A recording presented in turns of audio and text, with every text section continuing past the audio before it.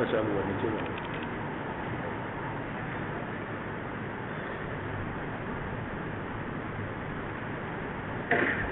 बिरादरान इस्लाम, अस्सलामु अलैकुम रहमतुल्लाहि तआला व बरकातुहू। अल्हम्दुलिल्लाहि रब्बिल आलमीन वस्सलातु वस्सलामु अला सय्यिदिल अंबिया'i वल मुरसलीन व अला आलिहि अत्तय्यिबीन अत्ताहिरीन व अस्हाबिहिल किराम अजमईन। अम्मा बअद फअऊज़ु बिल्लाहि मिनश शैतानिर रजीम। बिस्मिल्लाहिर रहमानिर रहीम। या अय्युहल्लज़ीना आमनू कुतिबा अलैकुमुस सियाम कमा कुतिबा अलल्लज़ीना मिन क़ब्लिकुम लअल्लकुम तत्तक़ून। सदक़ल्लाहुल अज़ीम वबल्लगना रसूलुहुन नबियुल मदीनुल अमीनुल करीम।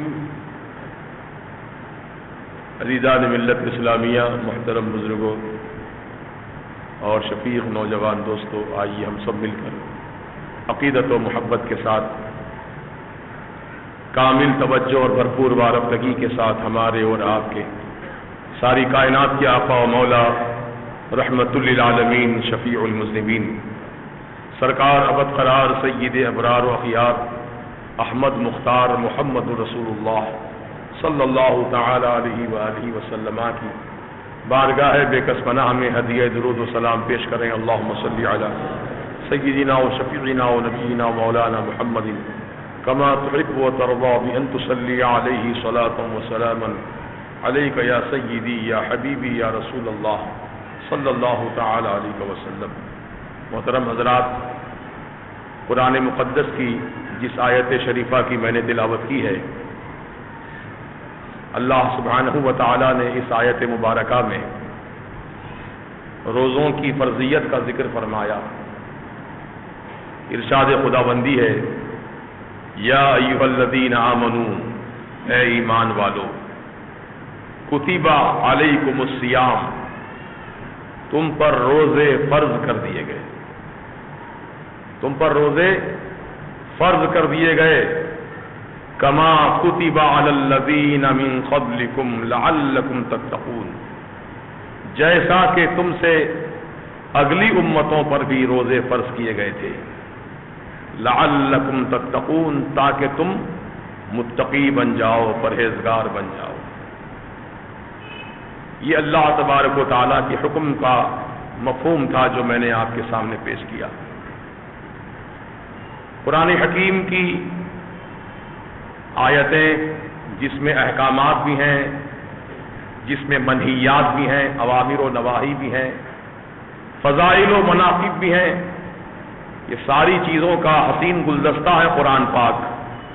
तो उसी कुरान मजीद की ये आयत करीमा जो आपके सामने सुनाई गई, जिसमें अल्लाह ताला ने रोज़ों की फ़र्ज़ियत का जिक्र फरमा दिया है, तो इस आयत से मालूम हो गया कि हर मुसलमान पर रमज़ान का रोज़ा पूरे महीने का फ़र्ज़ है। अल्लाह सुब्हानहू व तआला ने जिस तरह नमाज को फ़र्ज़ किया, ज़कात को फ़र्ज़ किया, हज को फ़र्ज़ किया, ऐसे ही रोज़ों को भी फ़र्ज़ किया। मगर कुछ बात यह है कि नमाज में किसी को छूट नहीं है।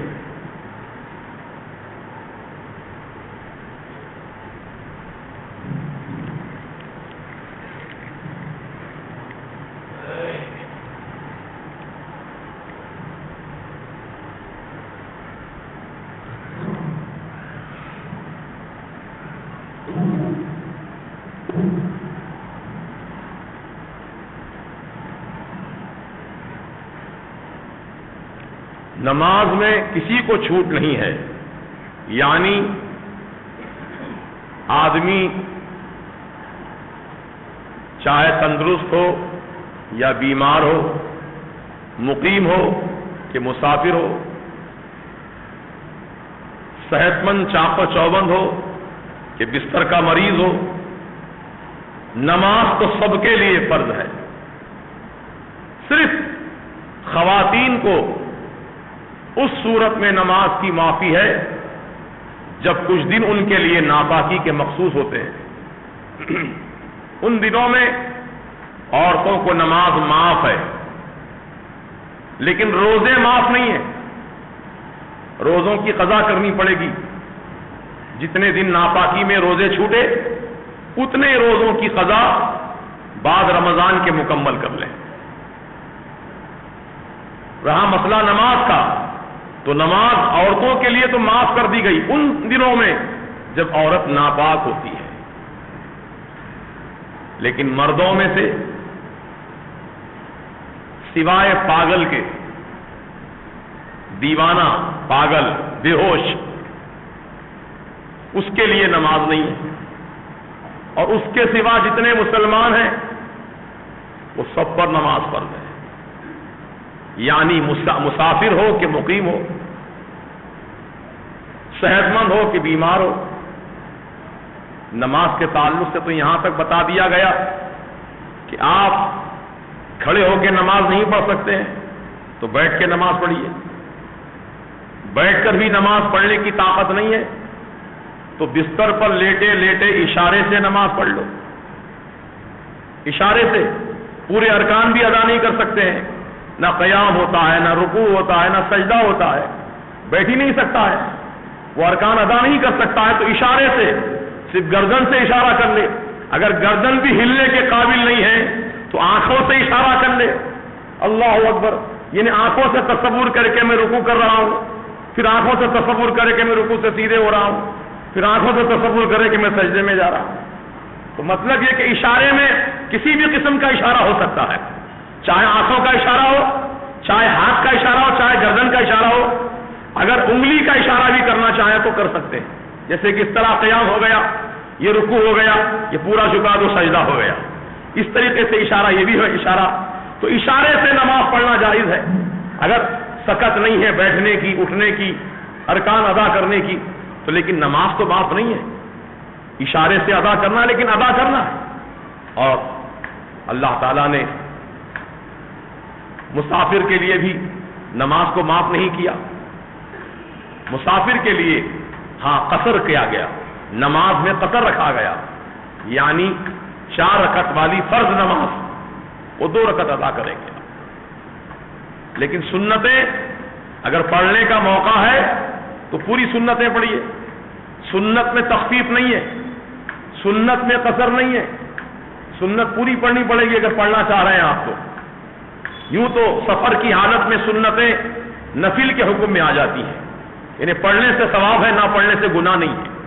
فرض تو ادا کرنا ہے، اور 4 رکعت والی فرض نماز 2 ہی رکعت ادا کرنا ہے حالت سفر میں. اب سفر کتنے کلومیٹر کا ہونا بتایا گیا؟ کم از کم 100 کلومیٹر کا سفر کرنا ہو. 100 کلومیٹر کا سفر آپ کر رہے ہیں، چاہے آپ کار سے جا رہے ہوں، ٹرین سے جا رہے ہوں، یا کسی اور سواری سے جا رہے ہوں، 100 کلومیٹر کا سفر طے کر رہے ہیں آپ، تو آپ مسافر ہیں شریعت کی نظر میں، اور آپ کو 4 رکعت والی فرض نماز آپ کو 2 ہی رکعت پڑھنی ہے حالت سفر میں. لیکن اللہ تعالیٰ نے نماز کو معاف تو نہیں کیا. 4 رکعت کے 2 رکعت کیا، لیکن کیا فرض ادا کرو. تو نماز وہ عبادت ہے کہ کسی حال میں بھی مسلمان کے لیے اس کے لیے معافی نہیں ہے، بلکہ ہر حال میں اس کو ادا کرنا ہے. سوائے دیوانے، پاگل، بے ہوش کے جتنے اور ہیں وہ سب پر نماز فرض ہے.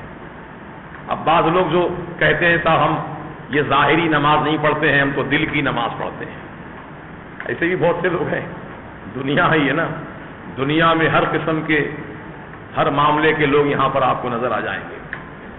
تو دل کی نماز پڑھنے والے بھی لوگ ہیں، دل ہی میں نماز پڑھ لیتے ہیں. یہ کہ ظاہری نماز ہے، یہ اٹھک بیٹھک جو ہے یہ ظاہری نماز ہے، یہ دکھاوے کی نماز ہے. ہم تو اصلی نمازی ہیں، دل کے نمازی ہیں، دل سے پڑھتے ہیں. جب کھانے کا وقت آتا دسترخوان بچھواتے ہیں، پلیٹ لگواتے ہیں، کھانا نکالتے ہیں، سالن ڈالتے ہیں، بوٹیاں چن چن کے ڈالتے ہیں، ہاتھ سے ملاتے ہیں، نوالا بنا کر منہ میں رکھتے ہیں. میں کہتا ہوں جب آپ دل سے نماز پڑھتے ہیں تو کھانا بھی دل ہی میں کھا لیجئے. یہ دسترخوان بچھوانے کی کیا ضرورت ہے, پلیٹ لگوانے کی کیا ضرورت ہے, کھانا پکانے کی کیا ضرورت ہے آپ کو, خرچہ کرنے کی کیا ضرورت ہے؟ تو بلا وجہ کے دل ہی میں نماز, دل ہی میں جب نماز ہو رہی دل ہی میں کھانا کھا لیجئے. شادی بیاہ کا مسئلہ بھی آ گیا تو شادی بھی دل ہی میں کر لیجئے. آپ کیوں بلا وجہ کے شادی خانہ کرائے کا لیتے ہیں, کسی بچی کے پاس جا کر رشتہ طے کرتے ہیں, کسی کے پاس جا کر کے آپ جو ہے ہاتھ بڑھاتے ہیں؟ یہ سب کیا ضرورت ہے آپ کو؟ دل میں سمجھ لیجئے کہ دل سے میں شادی کر رہا ہوں, دل سے بچے پیدا کر رہا ہوں, سب کا دل ہی میں ہو جائے گا, خرچے سے آدمی بچ جائے گا, دنیا بہت آسان ہو جائے گی آدمی کی. ایسا چلتا کیا؟ ہر کام میں سب چیز ظاہر میں ہو رہی ہے اور نماز باطن میں ہو رہی ہے. یہ دھوکہ ہے, شیطانی دھوکہ ہے. میرے سرکار حضور سید عالم علیہ السلام سے بڑھ کر نماز پڑھنے والا اور کون ہو سکتا ہے؟ بولو. میرے آقا سے بڑھ کر نمازی اور کون ہو سکتا ہے؟ میرے آقا کے بعد نمازی صحابہ کرام ہیں, ان سے بڑھ کے نمازی کون ہو سکتا ہے؟ صحابہ کے بعد تابعین ہیں, تبع تابعین ہیں, ائمہ ہیں, مجتہدین ہیں, محدثین ہیں, مفسرین ہیں, ائمہ کرام ہیں, سرکار غوث اعظم ہیں, سرکار غریب نواز ہیں, اولیاء کرام ہیں. ان سے بڑا نمازی اور کون ہو سکتا ہے؟ جب ان لوگوں نے نماز کو ظاہری طور پر ادا کیا, یعنی باجماعت نماز مسجد میں ادا فرماتے تھے, امام یا تو خود بنتے تھے یا کسی امام کی اقتداء کرتے تھے. اللہ اکبر. ہاں, نماز ادا کرنے کے لیے اللہ کے رسول نے یہ بات ہم کو بتائی ہے, یہ تعلیم ہم کو دی ہے کہ لا صلاۃ الا بحضور القلب. وہ نماز نہیں ہے جس نماز میں دل حاضر نہ ہو. دل حاضر رکھ کر نماز پڑھنے کا حکم اللہ کے رسول نے دیا ہے. دل میں نماز پڑھنے کا نہیں ہے, دل کو حاضر رکھ کر نماز پڑھنے کا حکم ہے. تو دل کو حاضر رکھنے کا مطلب کیا ہوتا ہے کہ آدمی اللہ کے دربار میں جب آ چکا ہے تو تصور اور یقین یہ کرے کہ میں اللہ پاک کے دربار میں آ گیا ہوں اور اللہ تعالیٰ کی عبادت کر رہا ہوں اور اللہ تعالیٰ مجھ کو دیکھ رہا ہے. اللہ تعالیٰ مجھ کو دیکھ رہا ہے. اس یقین کے ساتھ عبادت کرتا رہے, اس یہ تصور کے ساتھ اللہ کی عبادت کرتا رہے, تو اس میں آدمی کا دل حاضر رہتا ہے, خشوع و خضوع باقی رہتا ہے. یہ پنکھا بند کر دیجیے, بہت آواز آ رہی ہے, اس میں پریشان ہو رہا ہوں, کہاں سے آواز آ رہی ہے. درود پاک پڑھ لیجیے. اللہم صلی علی سیدنا و شفیعنا و نبینا و مولانا محمد معدن الجود والکرم والہ وصحبہ وبارک وسلم صلاۃ و سلام علیک یا رسول اللہ صلی اللہ تعالی علیہ وسلم. تو نماز دل میں نہیں بلکہ نماز میں دل لگا کر پڑھنا ہے. تو دل کیسے لگے گا نماز میں آپ کا؟ سب سے پہلی چیز تو یہ ہے کہ ہماری طہارت مکمل ہو, وضو پاک مکمل ہو, کپڑے بالکل پاک صاف ہو. ظاہر میں تو اجلا ہے کپڑا, لیکن کہیں نجاست لگی, سوکھ گئی, پتہ نہیں چلا آپ کو. نجاست لگی اور سوکھ گئی, پتہ نہیں چل رہا کہاں نجاست لگی ہے. آپ تو سمجھ رہے ہیں کپڑا پاک ہے, وہی کپڑا پہن کے آ گئے, نماز نہیں ہوگی آپ کی. کیونکہ نماز کے لیے بدن کا پاک ہونا ضروری ہے, کپڑے کا پاک ہونا ضروری ہے, اور جس جگہ آپ نماز پڑھ رہے ہیں وہ جگہ کا پاک ہونا ضروری ہے. یہ شرائط نماز ہے. اگر اس میں سے کوئی بھی ایک چیز ناپاک ہو جاتی ہے تو نماز ہی نہیں ہوگی. اور تیسری چیز یہ کہ نماز کے ارکان تعدیل کے ساتھ ادا کریں, یعنی عدل و انصاف کے ساتھ نماز کے ارکان ادا کریں. عام طور سے لوگ جب اکیلے نماز پڑھتے ہیں, تنہا نماز پڑھتے ہیں, تو اتنی جلدی نماز پڑھتے ہیں, اللہ اکبر, بڑا تعجب ہوتا ہے. ابھی ہماری سورہ فاتحہ بھی ابھی مکمل نہیں ہوتی کہ لوگوں کی ایک رکعت مکمل ہو جاتی ہے. ہم سوچ میں پڑ جاتے ہیں یا اللہ ایک رکعت ابھی کیسے پوری کر لیا, یہ کتنی جلدی نماز پڑھاتی, کتنی تیز نماز پڑھا, کیا پڑھا ہوگا اس کے اندر. جبکہ ایک رکعت مکمل کرنے کے لیے سورہ فاتحہ پڑھنا ضروری ہے, ضم سورہ کرنا ضروری ہے, رکوع میں جانا ضروری ہے, رکوع میں سبحان ربی العظیم پڑھنا ضروری ہے, رکوع سے سیدھے کھڑے ہونا ضروری ہے, اس کے بعد اللہ اکبر کہہ کے سجدے میں جانا ضروری ہے, سبحان ربی الاعلیٰ 3 مرتبہ پڑھنا ضروری ہے. تو غور کرو, یہ ساری چیزیں ادا کر رہا ہے جبکہ ایک آدمی کی سورہ فاتحہ بھی مکمل نہیں ہوئی ہے اور دوسرے آدمی کی ایک رکعت مکمل ہو گئی. تو کیا پڑھا ہوگا نماز میں؟ کتنی تیز نماز پڑھ رہا ہے, کیا پڑھ رہا ہے, پڑھ بھی رہا ہے کہ صرف جھک رہا ہے, اٹھنا بیٹھ رہا ہے. اس طرح کے جیسے مرغی دانہ چگتی ہے، مرغی دانہ چگتی ہے، ایسے ٹھونگ مار رہا ہے، کیا فائدہ ہے نماز کا؟ تعدیل ارکان واجب ہے نماز کے لیے، واجبات نماز میں ہے، یعنی اگر کوئی ارکان کو صحیح ڈھنگ سے ادا نہیں کرتا ہے تو اس کی نماز کا واجب ترک ہو گیا، اور واجب کے ترک ہونے سے نماز نہیں ہوتی۔ جیسے رکوع میں جب جاؤ تو اللہ اکبر کہہ کر اپنے دونوں گھٹنوں کو دونوں ہاتھوں کے پنجے سے پکڑو اور اس طرح جھکو کہ گردن اور پیٹھ آپ کی ایک لیول میں آ جائے، اس طرح جھکنا ہے۔ اور کتنی دیر تک جھکے رہنا ہے؟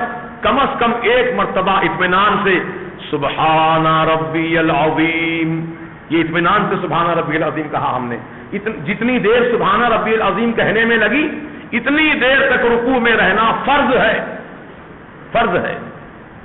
کہ سمیع اللہ لمن حمیدہ کہہ کر سیدھے کھڑے ہو جانا، اتنی دیر تک کھڑے رہنا کہ سبحان ربی العظیم ایک مرتبہ کہنے کا وقت ہو جائے، اتنی دیر کھڑے رہنا، پھر اللہ اکبر کہہ کے سجدے میں جانا ہے۔ یہ ہے ارکان کی تعدیل، یعنی ہر رکن کو ٹھہر ٹھہر کر اطمینان سے ادا کرنے کا نام ہے تعدیل ارکان۔ اب جو ٹھونگ مارنے کی طرح نماز پڑھتے ہیں ان کی نماز ہی نہیں ہوتی، وہ تو سمجھ رہے کہ نماز ہو رہی ہے ہماری، رکوع سے سیدھے بھی نہیں کھڑے ہوتے، پورے خالی رکوع میں جاتے ہیں، اس طرح خالی سر اٹھاتے ہیں، پھر رکوع میں سجدے میں چلے جاتے ہیں، ابھی سجدے سے اٹھ کر بیٹھتے بھی نہیں ہیں، تھوڑا سر سجدے سے اٹھاتے ہیں دوسرا سجدہ کر لیتے ہیں۔ یہ ارکان کے تعدیل نہیں ہوئی ہے، لہذا اس کی نماز ہی نہیں ہوگی۔ نماز کو صحیح ڈھنگ سے ادا کرو تاکہ اللہ کی بارگاہ میں نماز قابل قبول ہو جائے اور اللہ تعالیٰ اس کا اجر و ثواب ہم کو عطا فرمائے۔ دوست اور بزرگوں، تو نماز کو ادا کرنے کے لیے یہ ضروری ہے کہ نماز میں بدن بھی پاک ہو، کپڑا بھی پاک ہو، جگہ بھی پاک ہو، اور نماز کا وقت ہو، قبلے کی سمت ہو، یہ سارے شرائط نماز ہیں۔ اور ارکان نماز جو ہیں اس کو تعدیل کے ساتھ ادا کریں، ٹھہر ٹھہر کے ادا کریں، اور جو نماز میں قرآن شریف کی ہم تلاوت کرتے ہیں وہ تلاوت صحیح کریں۔ اگر غلط تلاوت کر دے گا نماز میں تو اس کی نماز ہی نہیں ہوگی، نماز ہی نہیں ہوگی۔ ارکان سب صحیح ادا کر رہا ہے لیکن قرآن کی تلاوت صحیح نہیں کر رہا ہے، اس کی بھی نماز نہیں ہوگی۔ غور کرو آپ، کتنے لوگ ہیں جو قرآن کو صحیح پڑھتے ہیں اور کتنے ایسے لوگ ہیں جو قرآن کو بغیر تجوید کے پڑھ لیتے ہیں۔ تجوید کے ساتھ پڑھنا قرآن کو واجب ہے۔ اللہ تعالیٰ نے قرآن میں فرمایا وَرَتِّلِ الْقُرْآنَ تَرْتِيلًا، قرآن کو ترتیل کے ساتھ پڑھو۔ ترتیل کسے کہتے ہیں؟ ترتیل کے معنی یہ ہے کہ قرآن کے الفاظ و حروف کو ٹھہر ٹھہر کر بخوبی اس طرح ادا کرو کہ ہر حرف کو اس کا حق مل جائے، یعنی جس حرف کو جہاں سے نکالنا ہے حلق کے اندر سے وہیں سے وہ حرف نکالنا ضروری ہے۔ جیسے کہ سین کی آواز میں اور سے کی آواز میں فرق ہوتا ہے، سے ادا ہوتا ہے دانتوں کی نوک سے اور زبان کی نوک کو ملانے سے ادا ہوتا ہے، اور سین جو ہے دانتوں دونوں نیچے کے اوپر کے دونوں کے دانتوں کے بیچ میں زبان لگانے سے سین ادا ہوتا ہے۔ اب آپ کو دیکھیے سے کی آواز اور سین کی آواز میں اگر کوئی فرق نہیں کر رہا ہے تو اس کی نماز ہی نہیں ہوگی۔ ایک ہے زوئے اور ایک ہے ضاد اور ایک ہے زا اور ایک ہے زال، چاروں حرف کی آواز ملتی جلتی ہے لیکن مخرج سب کا جدا جدا ہے، نکلنے کی جگہ سب کی الگ الگ ہے۔ زال نکلے گا وہی جہاں سے سا نکلتا وہیں سے زال نکلے گا، یعنی زبان کی نوک کو یہ سامنے کے دانتوں کے کنارے پہ لگانے سے زال ادا ہوتا ہے۔ اذا جاء نصر اللہ، اذا اگر اذا کے بجائے اذا پڑھ دیا زے لگا دیا تو معنی بدل گئے، نماز ہوگی نہیں ہوگی۔ اس لیے مسلمانوں تجوید کے ساتھ قرآن پڑھنا سیکھو، تجوید کے ساتھ قرآن کی تعلیم حاصل کرنا یہ ضروری ہے ہمارے لیے، کیونکہ نماز میں قرآن کا پڑھنا فرض ہے۔ قرآن کا پڑھنا نماز میں کیا ہے بولو؟ فرض ہے۔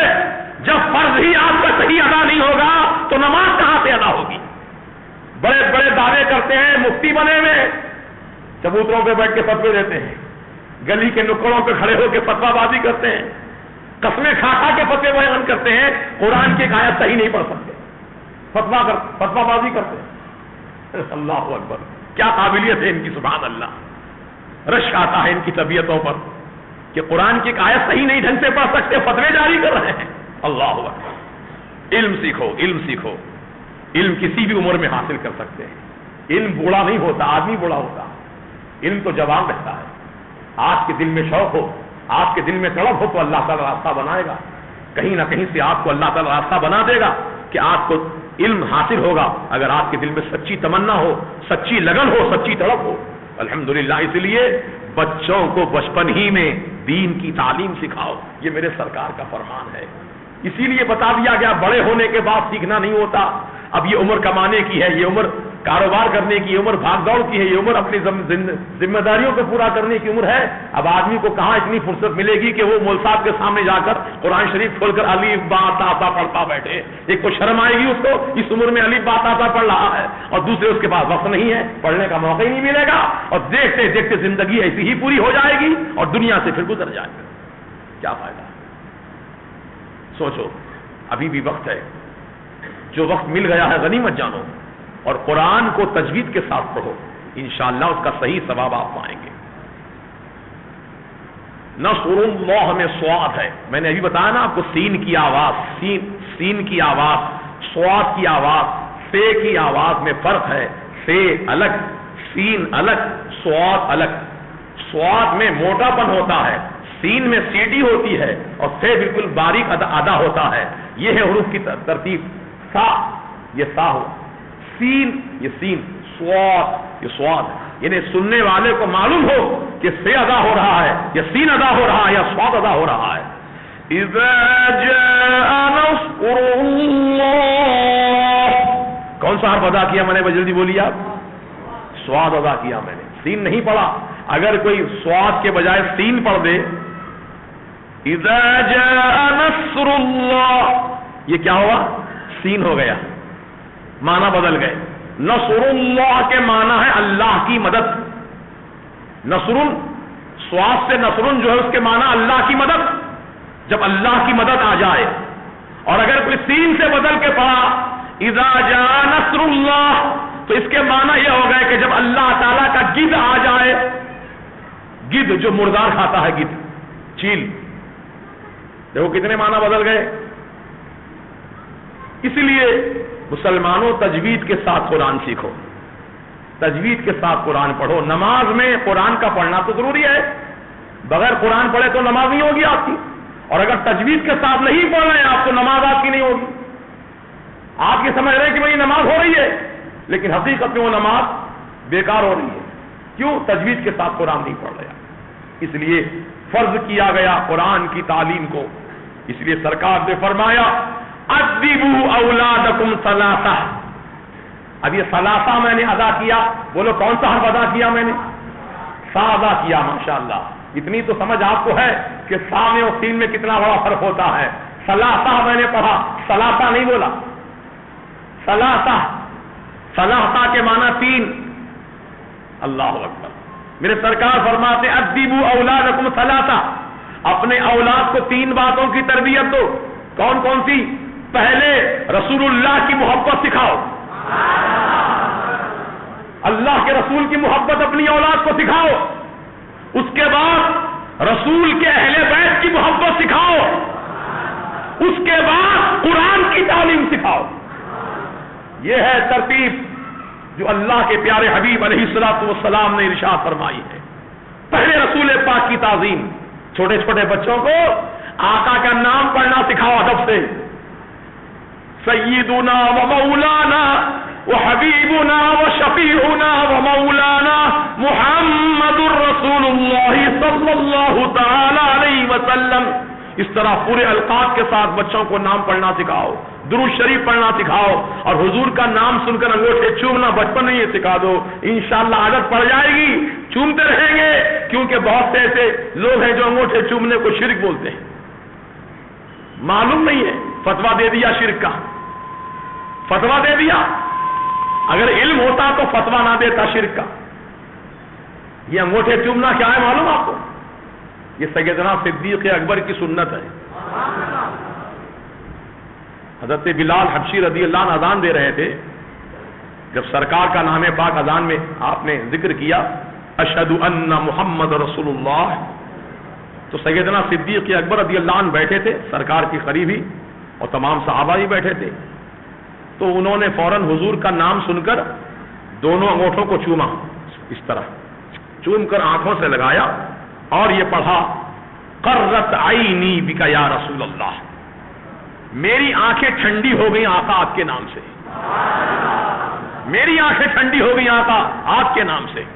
اور ایک پڑھنے کا یہ بھی طریقہ بتایا گیا قرۃ عینی بک یا رسول اللہ، میری آنکھوں کی ٹھنڈک آپ کے نام سے ہے۔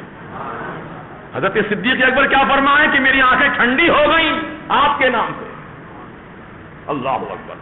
حضور نے دیکھ لیا ان کو یہ عمل کرتا ہوا، جب اذان مکمل ہو گئی تو سرکار نے فرمایا بتاؤ آج میرے خلیل نے بڑا پیارا عمل کیا ہے، سبحان اللہ۔ حضور نے نہیں فرمایا بدعتی کام کیا ہے، نیا کام کیا ہے، حرام کام کیا ہے، شرک کا کام کیا، میرے خلیل نے ایسا نہیں فرمایا میرے آقا نے، بلکہ فرماتے میرے سرکار کہ میرے خلیل نے میرا پیارا عمل کیا ہے۔ وہ کون سا عمل کیا ہے؟ تم میں سے کسی نے دیکھا تو بتاؤ جلدی۔ تو ایک صحابی نے عرض کیا ہاں رسول اللہ میں نے دیکھا، جب آپ کا نام پاک حضرت بلال اذان میں کہہ رہے تھے، حضرت بلال حبشی رضی اللہ عنہ جب ذکر فرما رہے تھے آپ کا نام، تو سیدنا صدیق اکبر نے اپنے دونوں ہاتھ کے انگوٹھوں کے ناخن کو چوما، پھر آنکھوں سے لگایا، پھر زبان سے کچھ پڑھا آتا، تو میرے سرکار نے فرمایا من فعل مثل ما فعل خلیلی انا طالبہ فی صفوف یوم القیامہ وانا قائدہ الی الجنہ۔ اب جو میرے خلیل کی طرح عمل کرے گا، سرکار فرما رہے جو میرے خلیل کی طرح عمل کرے گا قیامت کے دن اس کو میں تلاش کروں گا، کہاں ہے میرا پیارا امتی جو میرا نام سن کر انگوٹھے چوم کر آنکھوں سے لگایا کرتا تھا۔ میرے سرکار تلاش کریں گے اس کو، آجا آجا میرے قریب آجا، ہاں آجا میرے امتی آجا، میرے نام سے محبت کرنے والے آجا، میرے نام کو بوسہ دینے والے آجا۔ میرے سرکار ڈھونڈیں گے قیامت کے دن، جبکہ اللہ تبارک و تعالیٰ کا قہر برستا ہوگا، اللہ کا عذاب شدید ہوگا اور اللہ تعالیٰ کا قہر نازل ہو رہا ہوگا۔ ایسے میں لوگ اپنی شفاعت کرنے والے کو تلاش کر رہے ہوں گے، اپنے سفارشی کو لوگ ڈھونڈ رہے ہوں گے، لیکن آقا فرماتے ہیں اے میرے چاہنے والے تجھ کو تلاش کرنے کی نوبت نہیں آئے گی، میں خود تجھ کو تلاش کر لوں گا، میں خود تجھ کو تلاش کر لوں گا۔ یہ ہے میرے آقا کے نام پاک کی برکتیں۔ مسلمانوں جب سرکار کے نام کی عزت کرنے والے کے لیے شان و فضیلت ہے تو سرکار کی ذات پاک کی تعظیم کرنے والے کے لیے کتنی فضیلت ہوگی۔ لہذا اپنے دل میں رسول پاک کی محبت بھی بٹھاؤ، سرکار کی عظمت بٹھاؤ، اپنے چھوٹے چھوٹے بچوں کو بچپن ہی میں سکھا دو کہ سرکار کا نام اذان میں سنو، سرکار کا نام اقامت میں سنو، سرکار کا نام کہیں درود شریف میں سنو یا سرکار کا ذکر سنو تو فوراً انگوٹھے چوم کر آنکھوں سے لگا لو، کیونکہ آقا فرماتے ہیں انگوٹھے چومنے والے کو میں قیامت میں تلاش کر کے جنت میں ساتھ لے کر جاؤں گا، سبحان اللہ، وانا قائد الی الجنہ، تلاش کر کے اپنے ساتھ جنت میں لے کر جاؤں گا۔ سرکار فرما رہے ہیں سبحان اللہ، کتنی بڑی عظیم الشان نعمت ہے مسلمانوں۔ اللہ تبارک و تعالیٰ کا شکر ادا کرو کہ اللہ نے ہم کو ایسا پیارا نبی عطا فرمایا جس کے نام کی عظمتوں کا ٹھکانہ نہیں ہے، سبحان اللہ، جس کے نام کی عظمتوں کا کوئی ٹھکانہ نہیں ہے تو اس کی ذات کی عظمتوں کا کیا عالم ہوگا، سبحان اللہ سبحان اللہ۔ اس لیے ہم چاہتے ہیں کہ مسلمانان عالم اپنے آقا و مولا سے محبت رکھیں، سرکار کی خود تعظیم کریں، دل سے تعظیم کریں، انشاءاللہ یہ تعظیم کا جذبہ آپ کو عزت دلائے گا دونوں جہاں میں، اور آپ سرخرو ہو جائیں گے دونوں جہاں میں، کامیاب ہو جائیں گے دونوں جہاں میں۔ اللہ تعالی ہم سب کو توفیق رفیق عطا فرمائے۔ تو بات چل رہی تھی نماز کی، تو نماز مسلمانوں پر فرض ہے ہر حال میں۔ روزے کے بارے میں اللہ نے فرمایا یا ایھا الذین آمنوا کتب علیکم الصیام، اے ایمان والو تم پر رمضان کے روزے فرض کر دیے گئے، کما کتب علی الذین من قبلکم، جیسا کہ تم سے اگلی امتوں پر بھی روزے فرض کیے گئے تھے۔ تم یہ مت سمجھنا کہ روزہ ہم ہی پر ڈالا گیا ہے، نہیں، تم سے پہلے جو امتیں تھیں ان پر بھی روزہ فرض کیا گیا تھا۔ اللہ اکبر۔ اور روزہ کیا ہے؟ روزہ کسے کہتے ہیں؟ روزے کا لغوی معنی تو بیان کیا گیا کہ کھانے پینے اور خواہشات نفسانی یعنی جماع سے بچنے کا نام روزہ ہے۔ ان 3 چیزوں سے پرہیز ہے، کھانے سے، پینے سے، اور جو شادی شدہ لوگ ہیں وہ اپنی بیویوں سے قربت حاصل نہ کریں، ہم بستری نہ کریں روزے کی حالت میں. یہ فرض ہے، یہ شرائط ہے روزے کے لیے.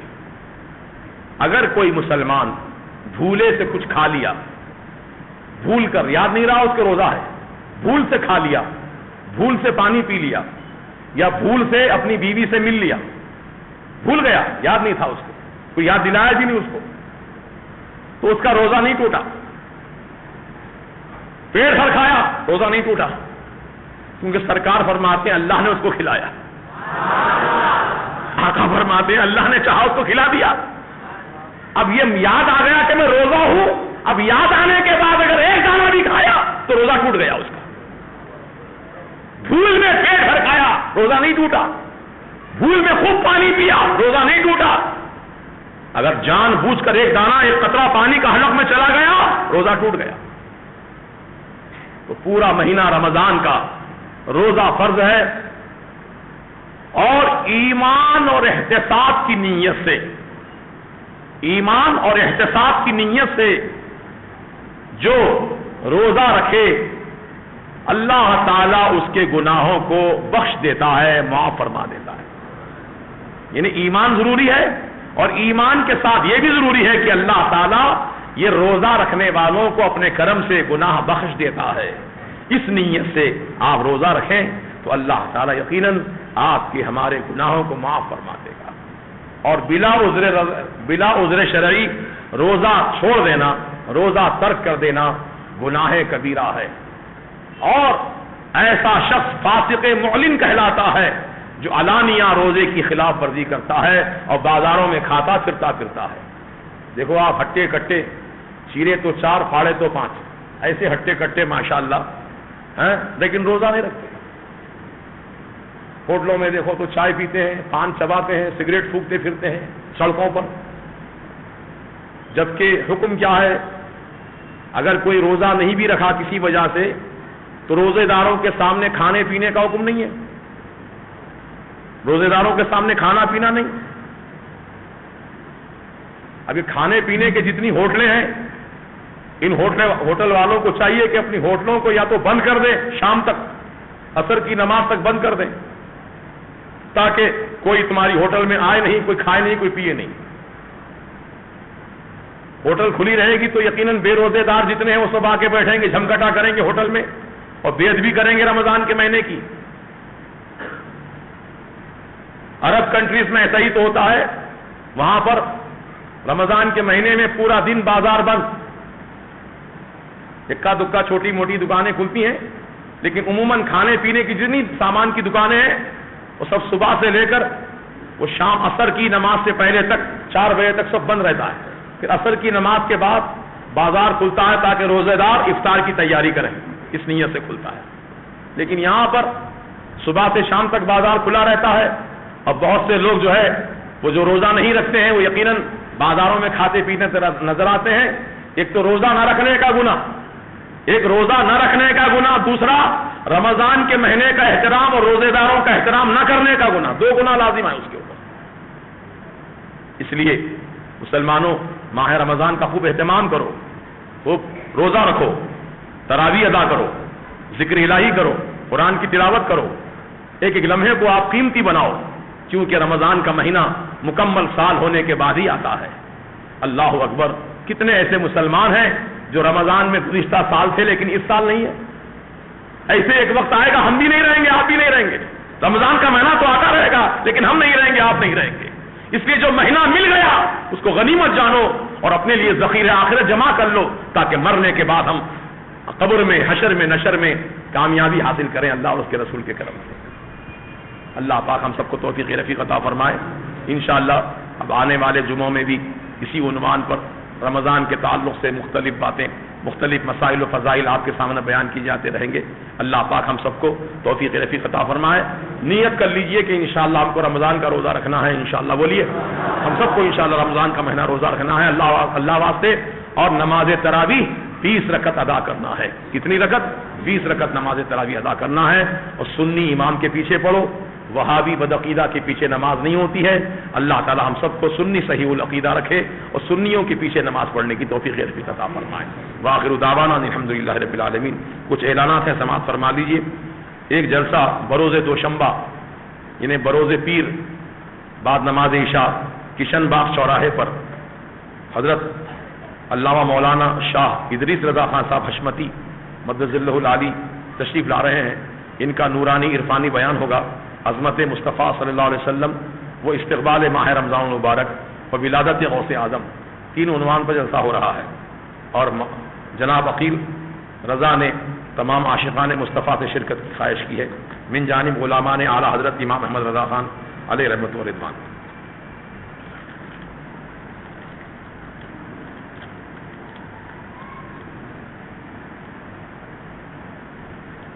محمد کمال پاشا اور جتنے بھی مسلمان مرد مسلمان عورتیں انتقال کیے مولا ان سب کی مغفرت فرما دے, جنت الفردوس میں جگہ عطا فرما دے, صغیرہ کبیرہ گناہوں کو معاف فرما دے.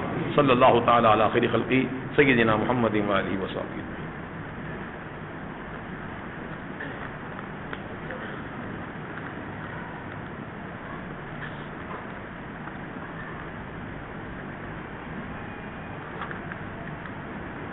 جامعۃ المومنات کے زیر اہتمام ایک روزہ 18واں سالانہ تربیتی اجتماع برائے خواتین بتاریخ 16 اگست بروز اتوار صبح 9 بجے سے مغرب کے قبل تک بمقام صنعا گارڈن چار مینار ٹیلی فون ایکسچینج کوٹلہ علیجا مقرر ہے. اس اجتماع میں ہندوستان کی ممتاز خواتین عالمات مفتیات پروفیسرز کو ایمان افروز خطابات ہوں گے. آپ تمام حضرات سے گزارش ہے کہ آپ اپنے گھر کی خواتین کو ان دینی اجتماعات تک پہنچائیں اور پھر اپنے ساتھ لے کر وہاں سے گھر تشریف لائیں, کیونکہ عورتوں کو تعلیم دینا بہت ضروری ہے اور ایسے اجتماعات میں یقیناً ایمان تازہ ہوتا ہے, معلومات میں اضافہ ہوتا ہے. تو خواتین کے لیے اجتماع بہت اہمیت کا ہے. میں امید رکھتا ہوں کہ آپ تمام ہی لوگ اہل سنت و جماعت کا اجتماع ہے الحمدللہ جامعۃ المومنات کے اس اجتماعات میں آپ ضرور اپنی خواتین کو شرکت کے لیے آپ لے جائیں اور ان کو سہولت پہنچائیں. اللہ تعالیٰ اس کا خوب آپ کو اجر عطا فرمائے.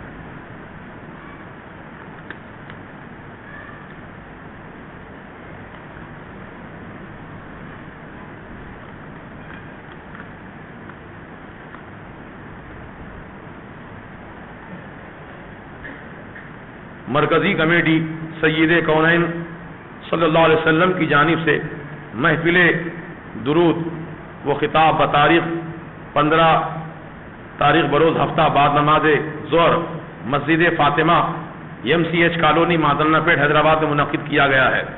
یہ ہر مہینہ اجتماع ہوتا ہے. ماشاءاللہ اس مرتبہ مشفقیر کو انہوں نے مدعو کیا ہے.